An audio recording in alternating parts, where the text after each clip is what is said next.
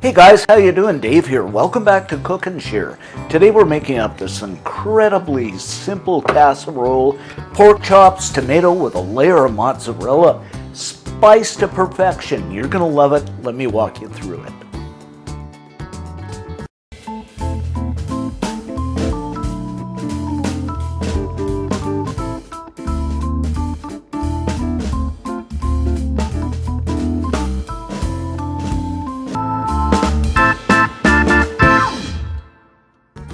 So what I've got here are 4 chops, and you can use them bone in or bone out. And I'm going to season this up with some salt, pepper, my all-time favorite spice, some minced garlic. Now you can use garlic powder if you like, but I just like that minced garlic. And of course you're going to do this on both sides.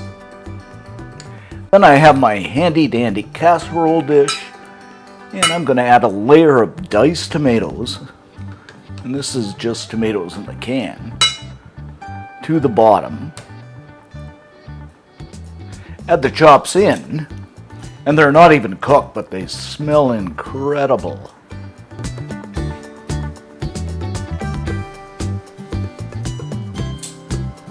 A few more tomatoes over the top. Followed by some mozzarella cheese. And you can use cheddar if you like, but I just like mozzarella. Cover these guys up with some aluminum foil. And we're going to slip this into a 375 degree Fahrenheit, 190 Celsius for about 30 minutes.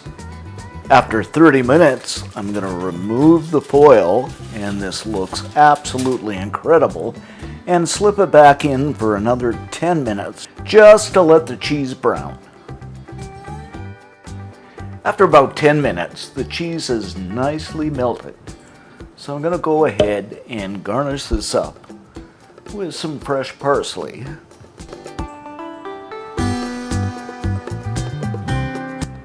And there you have it, our pork chop and tomato and cheese casserole.